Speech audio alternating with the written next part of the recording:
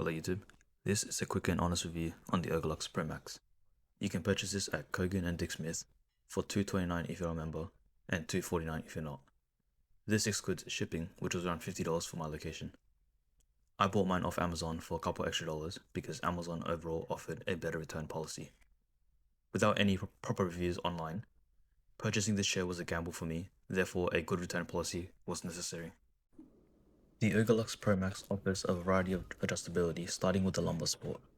It is adaptive with height adjustability. There are 3 height levels with the 4th click resetting it to the lowest.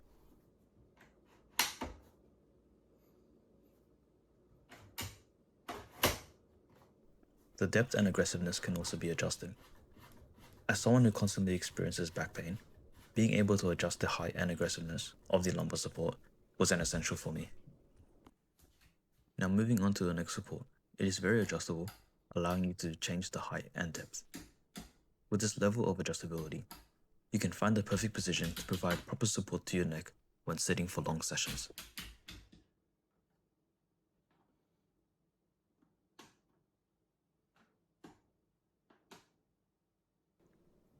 The height of the backrest can also be adjusted, providing proper cushioning to your shoulder blades. Similar to the lumbar support, there are 3 height settings with the 4th click resetting it to the lowest. An interesting feature is the tilting mechanism in the backrest. I believe it's intended to be used for reclining, but I'll get more into details later on in the video. And behind the chair, there's also a coat hanger, which is actually quite convenient. For the armrest, it can rotate 360 degrees, with the width being adjustable, allowing you to move it closer or further from your sides.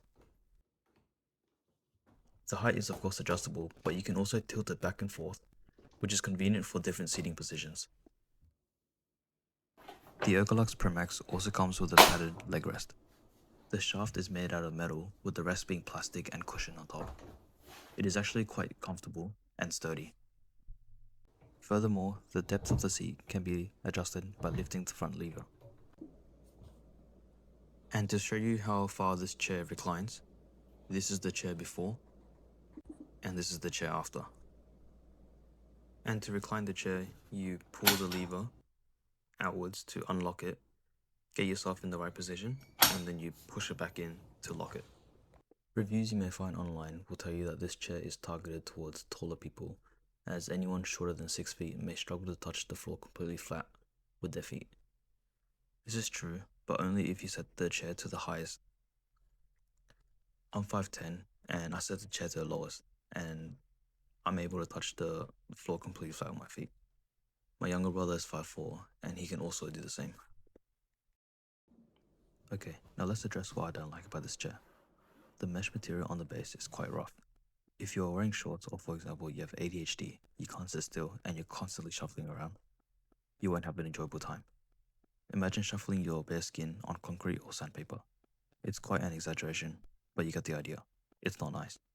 If you often cross your legs when sitting, I'd advise you to rest your leg and ankle on the leg rest rather than the seat for a better experience.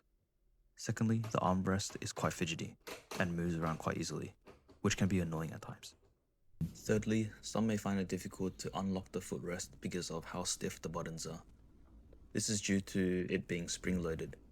To make it a lot easier and less stiff, you'll need to lift the footrest up to release the tension on the springs, then press the 2 buttons.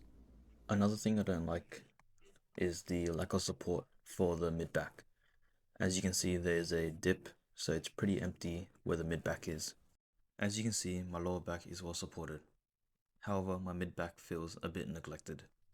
It feels empty there and would be a lot nicer if either the lumbar support could be adjusted higher or if there was cushion around the area to fill in that emptiness.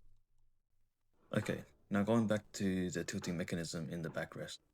For this to actually happen, it relies on the lumbar support to push the bottom of the backrest to tilt it forward.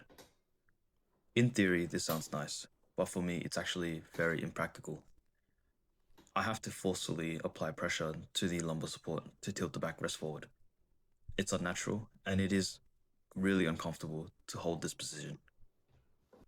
Well, this concludes the review on the Ergolux Pro Max. I hope this is helpful to anyone who's looking to purchase this chair. And to anyone who owns this chair, Please let me know in the comments below if I've missed anything at all.